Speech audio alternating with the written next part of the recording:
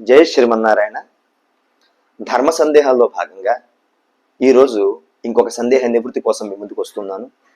మాకు ఫోన్ చేసి అడుగుతుంటారు చాలామంది, ఏమండి మాకు బల్లి నెత్తిమే పడిందండి, వీపు మీద పడిందండి, తొడ మీద పడిందండి, కాలు మీద పడిందండి, ఏమన్నా అయిపోతుందండి అని అడుగుతూ ఉంటారు. అమ్మా, బల్లి ఎక్కడైతే ఉందో ఆ బల్లి కింద నువ్వు నుంచున్నావు అనుకో, నీ నెత్తి మీదే పడుతుంది. ఇంతకన్నా ఏం లేదు ఇందులో. మాకు గుళ్ళో రోజు మీద బల్లులు పడుతూ ఉంటాయి.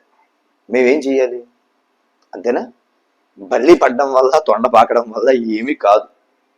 ఇక రెండు, ఏమండి మా కల్లో అదొచ్చిందండి, ఇదొచ్చిందండి, ఏదేదో జరిగిపోతుందండి, మాకు అర్థం అవట్లేదండి ఏమిటో అని చెప్పి అంటూ ఉంటారు. మా కళకి జీవితానికి సంబంధం లేదు. ఎప్పుడు బాగా జ్ఞాపకం పెట్టుకోండి. మనం ఆ రోజంతా దేని గురించి అయితే ఆలోచిస్తూ కూర్చుంటామో దీర్ఘంగా, అదే మనకి రాత్రి కళ రూపంలో వస్తుంది. ఈ ఒక్క విషయం జ్ఞాపకం పెట్టుకోండి. ఇంతకన్నా ఏమీ లేదు. కళ్ళలో వచ్చినంత మాత్రాన మనకి ఏమీ కాదు.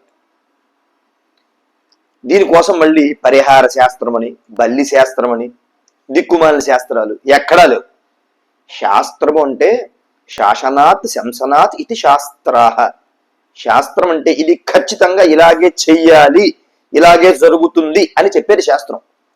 అంతేగాని బల్లికిను, తొండకిను, లేకపోతే కళ్ళకిను స్వప్న శాస్త్రాలు ఇవన్నీ ఉండవమ్మా. ఇవన్నీ కూడా కల్పితాలు, ఇవి ప్రక్షిప్తాలు. ఇవన్నీ కూడా ఇవి ఎక్కడ కూడా లేవు.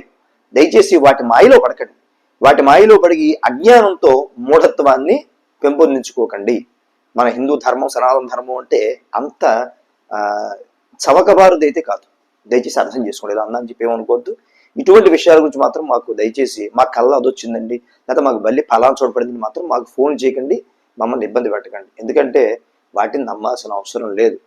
అవన్నీ పాటిస్తూ కూర్చుంటే మాకు రోజులో 300 సార్లు బల్లి మీద పడుతుంది. మేము ఎవరికి చెప్పుకోవాలమ్మా? కాబట్టి అలాంటివి కూడా ఏం లేవమ్మా. దయచేసి వాటి గురించి ఎక్కువగా ఆలోచించకండి. శ్రీమాత్రే నమః.